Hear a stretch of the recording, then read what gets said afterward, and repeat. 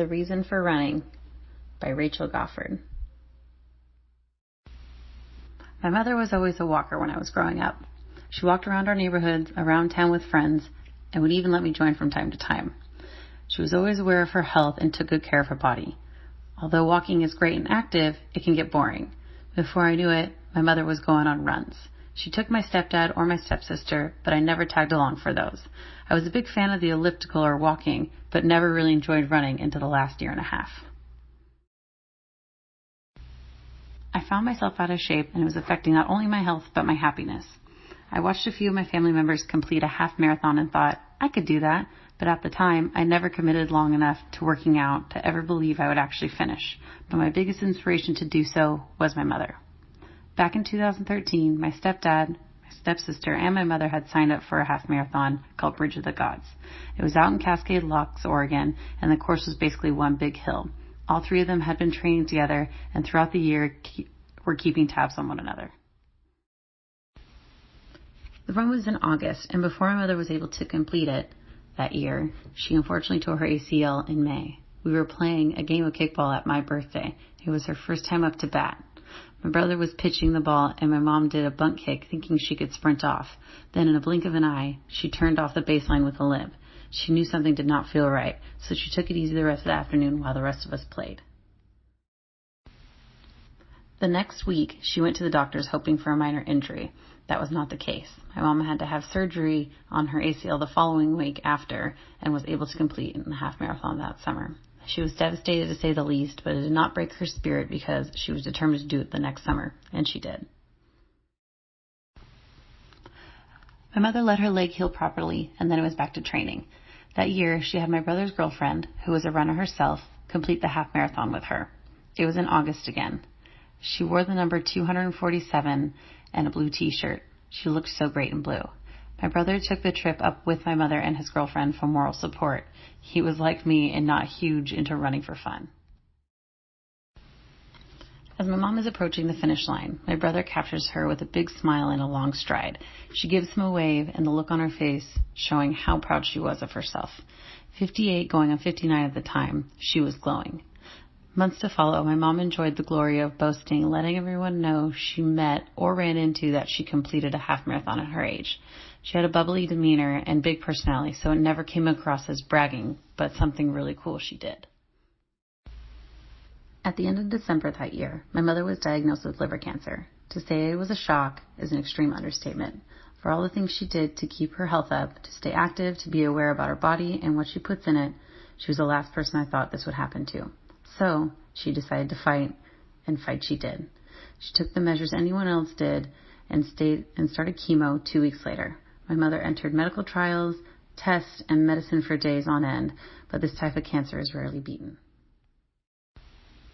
With my mother battling cancer, my brother and I took it upon ourselves to get in better shape, to take better care of ourselves. We both started working out, eating better, and changing little things to make it more of a lifestyle change instead of a diet. Mom would come to the gym with me in the beginning of my weight loss journey, but she didn't stay too long as she became tired fast. But in all this, I decided to sign up for a mud run. The mud run was a 3-mile obstacle course. It was in a few months, and my goal was not only to finish, but to not struggle the whole way through.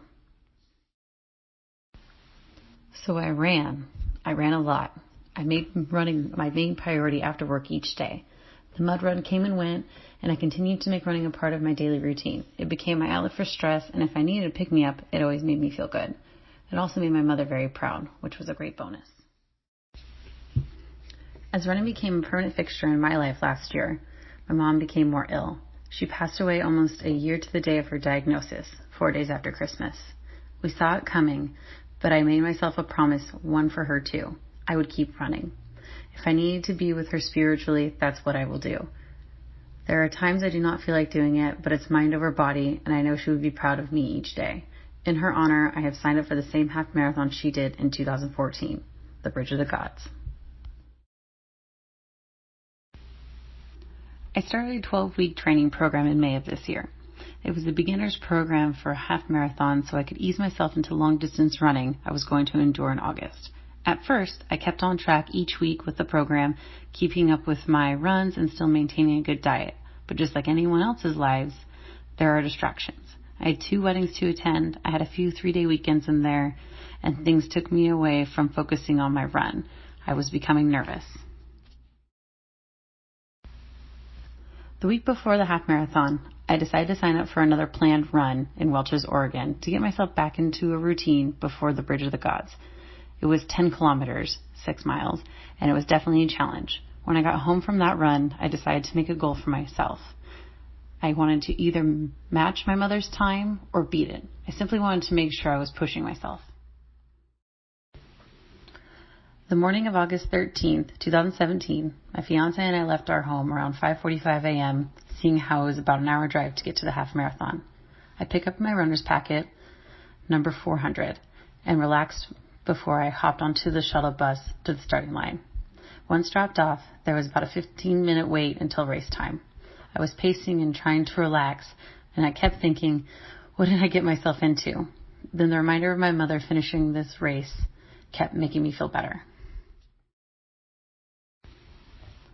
The race began. I kept a good pace the first 3 or 4 miles. There was definitely some walking around mile 5, and I maybe even wanted to cry.